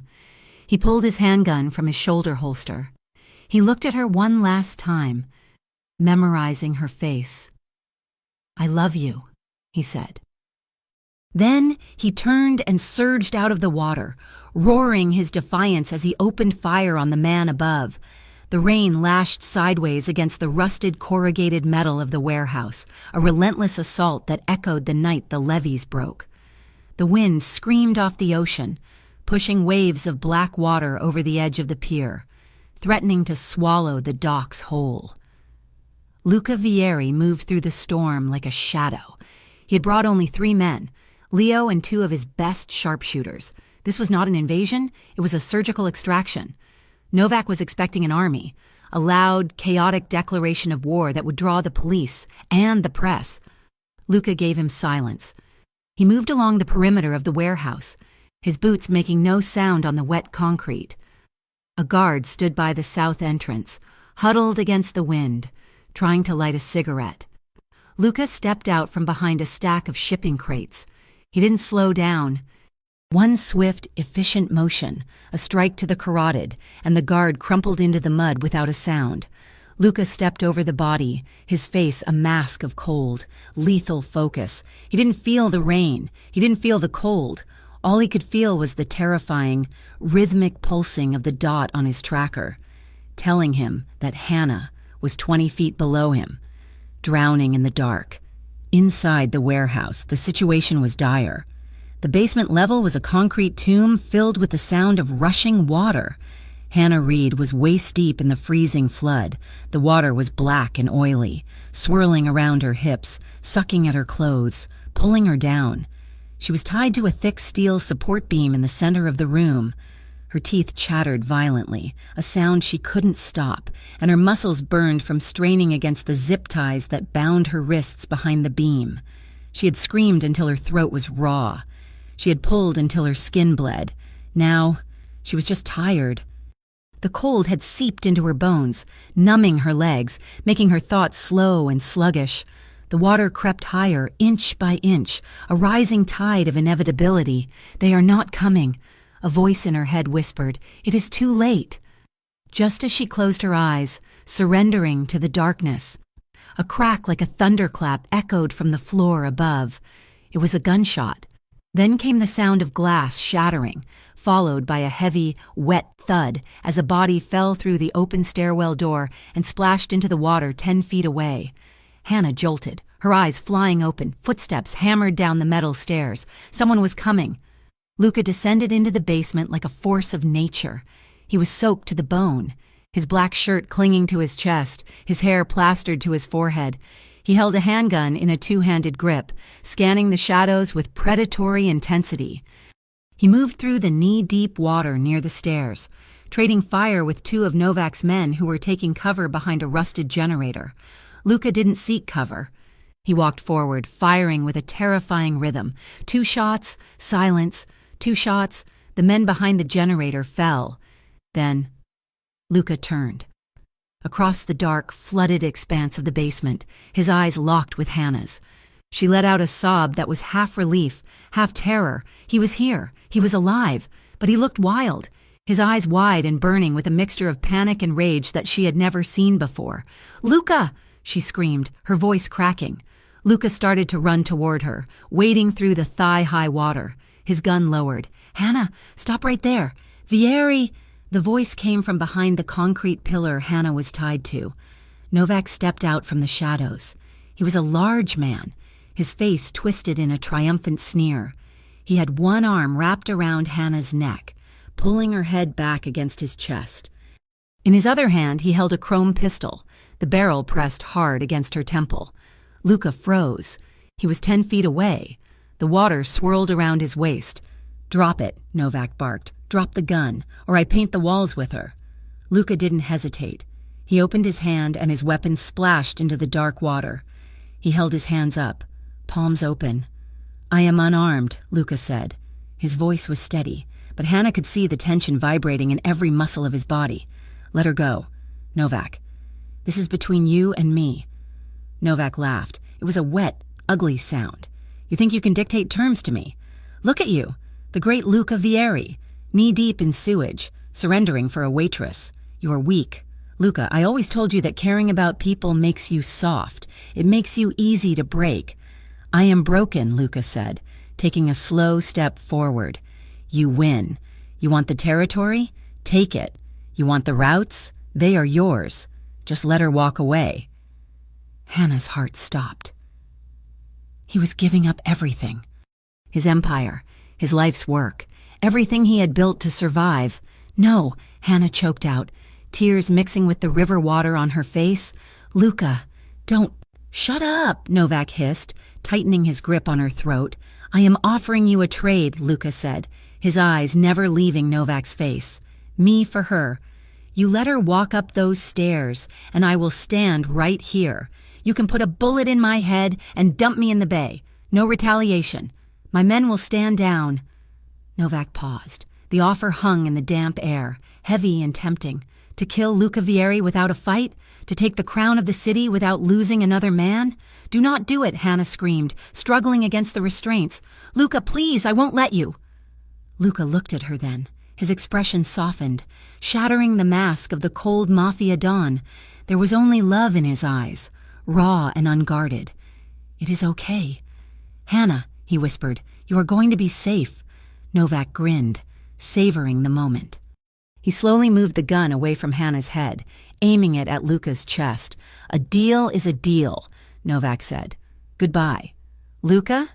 He hesitated for a fraction of a second, gloating, enjoying the sight of his enemy defeated. That hesitation was his mistake. Hannah didn't think. She didn't calculate. She just acted. She threw her weight violently to the right, using the slack in her bindings to jerk her body sideways. Novak, caught off balance by the sudden movement, flinched. His finger tightened on the trigger reflexively. The gun went off. The deafening crack filled the basement. Hannah felt a sudden, searing heat tear across her shoulder, like a hot iron branding her skin. She cried out, slumping forward. Hannah, Luca roared. In the split second it took Novak to recover his aim, Luca launched himself through the water. He moved with explosive speed, a desperate lunge that covered the distance between them in a heartbeat. He tackled Novak, his shoulder slamming into the other man's chest with the force of a battering ram. Both men went down, crashing into the dark water. The fight was brutal and messy. There was no technique, no martial arts. It was a brawl for survival in 3 feet of freezing water. They thrashed and rolled, sending sprays of black sludge into the air. Novak tried to bring his gun to bear, but Luca gripped his wrist, slamming it against the concrete floor until the weapon slipped away and sank. Luca took a heavy blow to the jaw, tasting blood, but he didn't stop. He couldn't stop. The image of Hannah bleeding, tied to that post, drove him with a terrifying fury. He got a hand around Novak's throat and shoved him backward. Novak's head cracked hard against the steel beam Hannah was tied to. The sound was sickening. Novak's eyes rolled back in his head. He went limp, sliding down the beam and floating face down in the water, half conscious. Luca didn't check to see if he was alive. He scrambled onto his knees, splashing back toward Hannah. Hannah, he gasped, his hands frantic. Hannah, look at me. He reached for her wrists behind the beam. His fingers fumbled with the wet knots of the zip ties. I am okay. Hannah wept, her body shaking uncontrollably. It just grazed me. I am okay. The water was rising faster now, surging around Luca's chest as he knelt. He couldn't get the knot loose. He cursed, a raw sound of frustration. He reached into his boot and pulled out a combat knife. Don't move, he ordered. He sliced through the plastic ties. Hannah's arms fell free. Her legs, numb from the cold and the fear, gave out instantly. She collapsed forward. Luca caught her. He hauled her up against his chest, lifting her effortlessly out of the water. He wrapped one arm under her knees and the other around her back, cradling her high against him. Hold on to me, Hannah, he shouted, his voice cracking over the roar of the incoming tide. I have got you! Just hold on to me! He carried her toward the stairs, wading through the rising flood. Hannah buried her face in his neck, clinging to him with everything she had left. She could feel his heart hammering against her cheek, racing like a trapped bird. She smelled the gunpowder and the river water on his skin. But beneath it all, he smelled like safety. They reached the dry landing of the stairwell. Luca didn't put her down immediately. He carried her up to the main floor, away from the water, kicking open the door to the outside. The rain was still falling, but the air was fresh. He set her down gently on a stack of pallets, his hands trembling as they moved over her. "Let me see," he breathed, peeling back the torn fabric of her shirt to check her shoulder. It was a shallow gash, bleeding sluggishly but not deep. Luca let out a breath that sounded like a sob. He ripped off his own soaked shirt and pressed it against the wound. "I am sorry," he whispered, his voice thick with emotion. "I am so sorry. Hannah, I should never have left you alone. I should never have let you out of my sight." He cupped her face in his hands, his thumbs stroking her wet cheeks, wiping away the mud and the tears.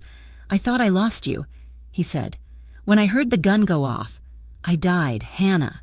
I swear to you, I died." Hannah looked at him. He was bruised, bleeding from a cut on his lip and soaked to the bone. He looked terrified.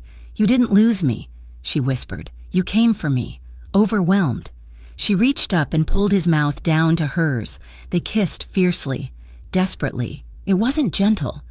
It was a collision of relief and terror, a need to prove that they were both still breathing, still there.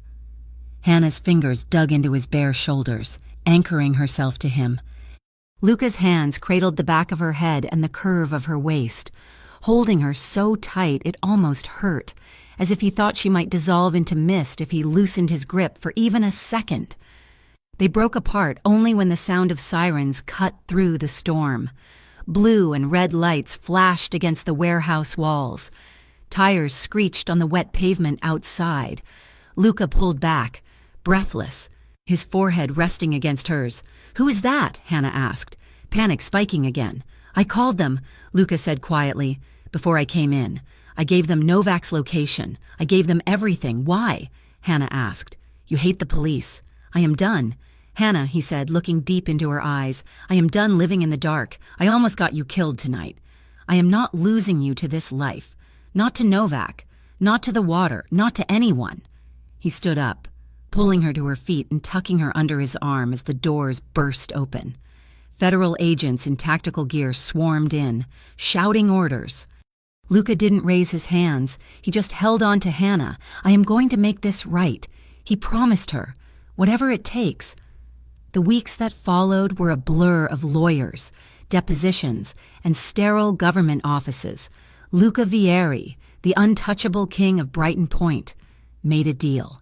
It was the headline on every newspaper in the state, in exchange for full immunity for his lower-level men, the ones who had families, the ones who wanted out, and for himself. Luca handed over a mountain of evidence. He gave the feds the Novak syndicate on a silver platter. He gave them the corrupt city council members who had delayed the flood relief. He gave them the offshore accounts. He stripped his own empire down to the studs, dismantling the criminal machinery he had spent a decade building. It wasn't easy. There were days of grueling interrogation. There were threats of prosecution if he held anything back. But through it all, Hannah was there. She sat on the hard plastic chairs in the hallway, waiting for him. She held his hand during the breaks. She stood beside him when he walked out of the courthouse for the final time, stripped of his power but finally, truly free. He accepted a sentence of 5 years of probation, heavy asset forfeiture, and a lifetime of looking over his shoulder. But as he walked down the courthouse steps, hand in hand with the waitress who had saved his soul, he looked lighter than she had ever seen him. Epilogue. 6 months later. The summer sun was warm over Brighton Point. The city was healing. Scaffolding lined the streets of the Riverside district as construction crews worked to rebuild the homes lost to the flood. The air smelled of sawdust and fresh paint, replacing the memory of rot and mildew. On a high hill overlooking the bay, far above the floodplain, a small house sat surrounded by wildflowers. Hannah stood on the front porch, watching the clouds gather over the ocean. She was the director of the new Brighton Point Disaster Relief Initiative, a nonprofit dedicated to helping families prepare for future storms. She was tired, but it was a good tired. A sudden rumble of thunder rolled across the water. The sky opened up, releasing a torrential downpour. Hannah froze. The sound of the rain hitting the porch roof was deafening. Water began to stream down the walkway, pooling near the steps. For a second, the green grass vanished, replaced by the swirling black water of the canal. Her heart hammered. Her breath hitched in her throat. The old panic, never fully gone, clawed at her chest. She gripped the porch railing, her knuckles turning white. Then, warm arms slid around her waist from behind. A solid chest pressed against her back.